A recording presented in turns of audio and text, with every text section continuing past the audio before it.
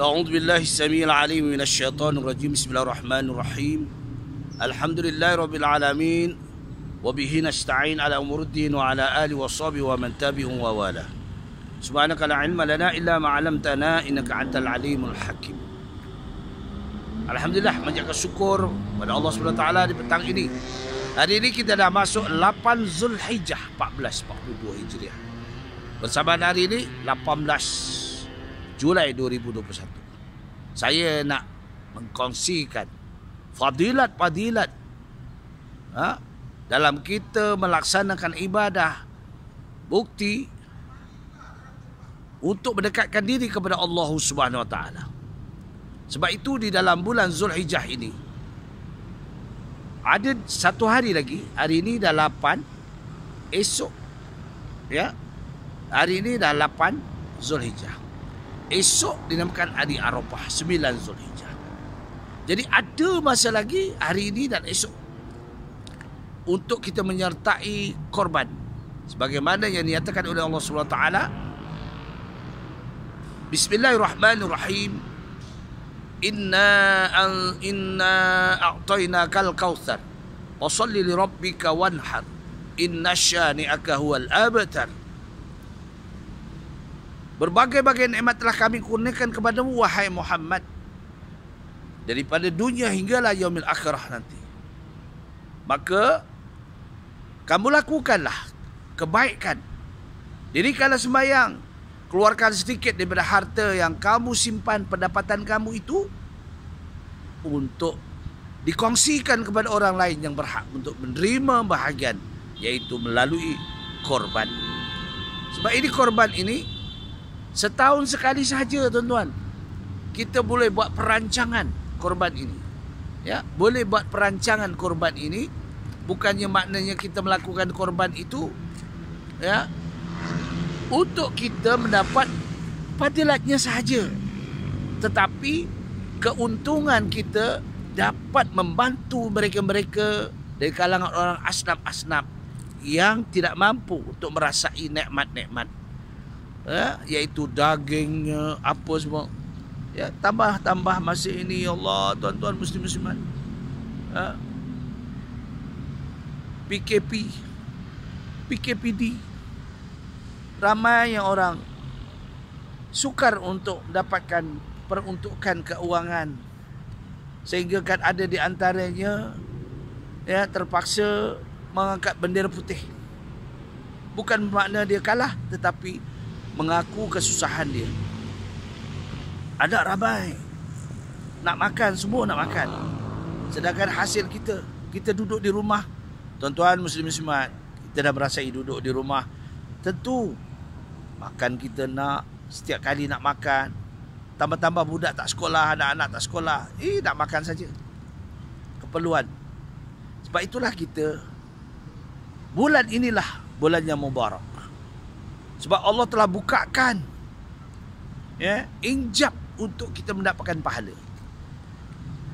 Sehingga kan mengatakan dalam beberapa hadis, di bulan Zulhijjah ini, kalau kita berusaha, kita seolah-olah kita beramal di dalam 10 malam terakhir Ramadan.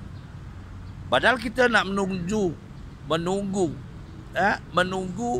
Lailatul Qadar, belum tentu dapatnya dan bila masanya. Tetapi ini Allah telah dibukakan injab betul-betul untuk kita berdoa, untuk kita bersedekah, untuk kita serta dalam pengorbanan kita. Ya, tuan-tuan muslim-muslimat, kalau ada sedikit ya, infakkanlah. InsyaAllah Allah akan ganti lebih banyak lagi. Allah akan ganti lebih banyak lagi. Jangan bimbang, tuan-tuan. Setakat ya 790 kalau mengikut wilayah ketuan. Tapi dah tutup, tak boleh. Hanya sekarang nak ikut agensi-agensi yang ada. Tu yang dibuat, ada yang 390, ada yang 400. Ikut je, sertai. Ada lagi masa. Ya, jangan kita rugi. Sebab tahun depan kita belum tahu jumpa tak tiba. Iaitu Aidil Adha. Baik, saya nak kongsikan. Aidil Adha ini dia ada takbir, dinamakan takbir muqayyad. Bermula daripada malam 9 Zulhijjah tu boleh kita.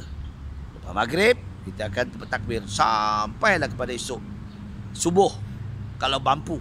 Ya. Dan doa tu pada malam tu malam Lailatul Izzah, malam kecemerlangan kita, mendekatkan diri kepada Allah Taala, ya.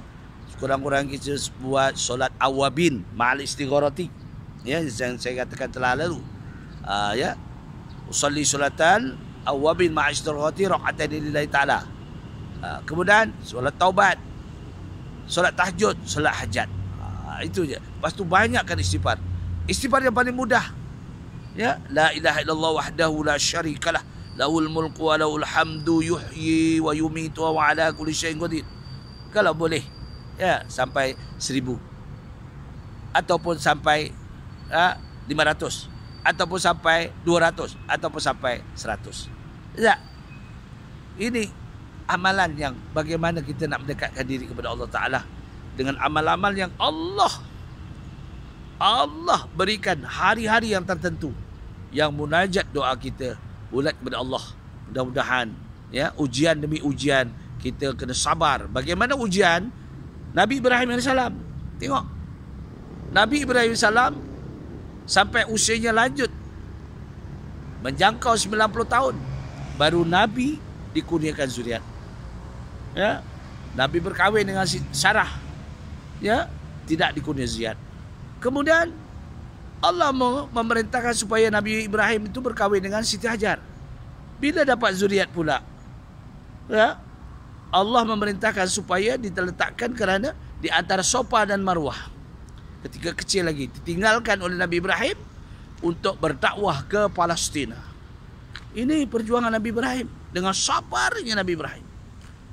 Baliknya daripada Palestin, usia Nabi Ismail itu, ya, lebih kurang tinggal 13 tahun atau 10 tahun. Allah mimpikan pula Nabi Ibrahim supaya menyembelih anaknya. Allah Rabbi, siapa yang tak sayang anak? Siapa yang tak sayang anak? Dah lama sampai puluhan tahun kahwin tak dapat zuriat. Tiba-tiba Allah uji. Inilah Nabi diuji. Apabila dikatakan kepada anaknya, wahai anakku, apa pandangan kamu? Tengok, punya ini ceritakan dalam Quran. Apa pandangan kamu? Malam tadi ayah telah bermimpi supaya menyembelih kamu. Apa jawab anak yang soleh? Dia kata, lakukanlah wahai aja. Mudah-mudahan aku jadi orang yang sabar. Perintah daripada Allah SWT, laksanakan. Ini anak yang redha. Kita hari ini dalam keadaan kadang-kadang kita tak redha pendapatan ayah berapa sangat. Ya, kita selalu, ya, ambil kesempatan. Bukan kita nak tolong bagi ayah, tapi kita korek ayah punya. Pendapatan ayah yang sikit itu, pencen tak berapa, itu yang dia nak direbut. Ya, inilah yang berlaku pada ketika ini.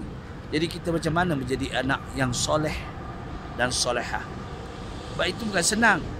Kalau nak macam mana pun, ayah dan ibu itu merupakan jatuh yang ketiga setelah Allah dan Rasulullah SAW. Sebab Pak Abawaihi, kedua mak bapak, perlu kita jaga. Inilah banyak iktibar, pengajaran, ya, ketaatan seorang anak kepada kedua ibu bapa. Ya, walaupun apa berlaku, tapi kita jadi orang yang beriman. Jadi salah satu usaha kita tiap-tiap tahun, kita kalau boleh menyertai korban ini dan pengorbanan kita dalam menghadapi kehidupan ini. Ya, mudah-mudahan, ya, jangan lupa. Kalau ada masa lagi, kita ikutlah. Kalau kita sorang-sorang, ya, kita ni bukannya ramah. Dia benda ni sunat bakat je. Tapi kalau kita latih tarbiyah diri kita, tiap-tiap tahun kita akan seronok dengan menyertai, mengambil bahagian korban. Sebab kita rasa yang kita punya itu dirasa oleh orang lain. Allahu Rabbi, Allahu Rabbi. Ya Allah, ya Tuhan kami. Inilah yang dapat kita kongsikan pada petang ini. Yang baik semuanya daripada Allah Ta'ala. Mudah-mudahan kita semua mendapat rahmat dan maghfirah Allah Ta'ala. Mudah-mudahan tahun ini kita laksanakan lebih baik. Walaupun tidak dapat menunaikan ibadah haji, orang-orang pun dapat pergi haji, tapi sabarlah. Mudah-mudahan ini semua adalah pujian Allah Ta'ala. Sama-sama kita bertakbir untuk kita menyambutnya. Ya. Allahu Akbar, Allahu Akbar, Allahu Akbar. La ilaha illallah, wallahu akbar. Allahu Akbar walillahil hamd. Allahu Akbar, Allahu Akbar, Allahu Akbar. La ilaha illallah, wallahu akbar. Allahu Akbar walillahil hamd. Setakat itu, aku liqauli hadza, astaghfirullahalazim wa lakum, wabillahi wa taufiq wal hidayah. Wassalamualaikum warahmatullahi wabarakatuh.